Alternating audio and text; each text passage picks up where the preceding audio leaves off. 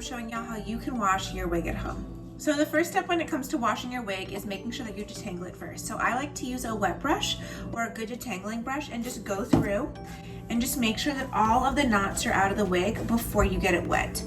Hair is going to be weakest when it's wet, so you want to make sure that you're not having to go through and hack through any knots when it's already in its weakest form when it's wet.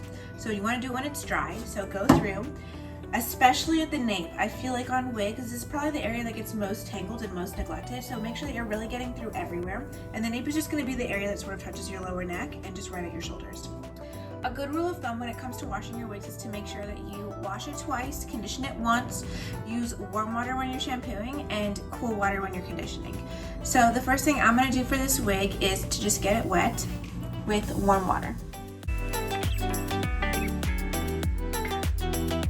So now it's time to apply our shampoo. So when you're picking out a shampoo, make sure to look for something that's moisturizing because this hair needs a lot of moisture because it's not getting the nutrients from your own scalp. So I'm just going to take a few pumps of shampoo and gently apply it around. Again, make sure that you're getting the underneath parts, you're getting the nape. So we're going to get through here. And then whenever I wash my wigs, I always recommend flipping the cap inside out, taking a little bit of shampoo, and then just gently massaging the base. Because that's where you're going to get all of the oils from your scalp, especially if you're like me and don't have a lot of hair underneath your wig. It's especially getting hit with a lot of the oils from your scalp. So make sure that you always wash the inside of your cap. This is going to be personal preference. I know a lot of people just like to go through and use finger combing it or use a wide tooth comb to distribute the shampoo product. I find that as long as I've detangled my wig ahead of time, I find that the best way for me to get my wig clean is for me to go through, use my detangling brush, and gently distribute the product. And you're not catching any knots or being harmful to the wig because you already detangled it before you got started.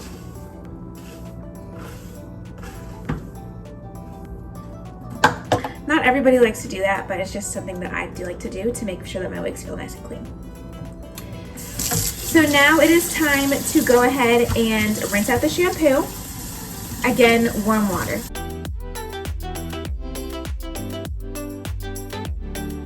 So now I'm going to go through and shampoo the wig again. If you feel like your wig is not excessively dirty, don't go through and shampoo it twice. But for me, I feel like I live in Houston, Texas. It's really hot and humid outside, and I feel like just one shampoo doesn't get the job done. So if you live in a really dry environment, you may only need to wash your wig once. But for me, I feel like it just doesn't get clean enough with only one wash. And I feel like the first wash sort of breaks up a lot of the dirt and stuff that's in the air that hits the hair. The second wash goes through and flushes it all out. So that's my mentality for 2 washes.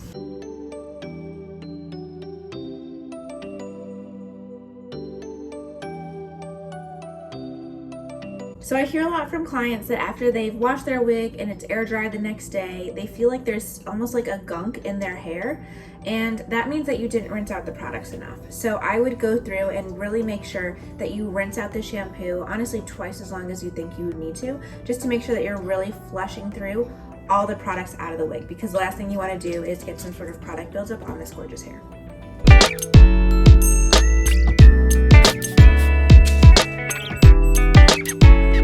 So now this wig has been shampooed and rinsed out, and now it is time to condition it.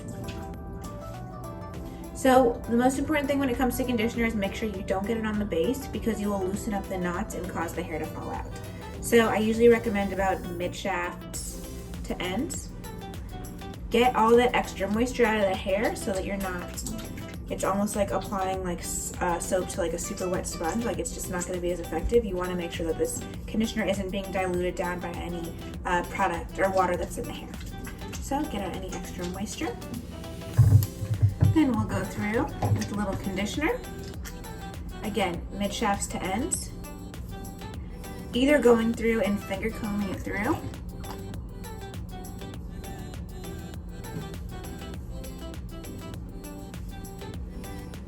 You can use a wide tooth comb to make sure that you're getting everywhere. Or you can rinse off this brush and use it to distribute the conditioner through the hair. Whatever feels like it's getting the job done best for you and whatever you feel most comfortable with is going to be the best way to wash your wig. So we've let the conditioner sit in the hair, and now it's time to go ahead and rinse it all out.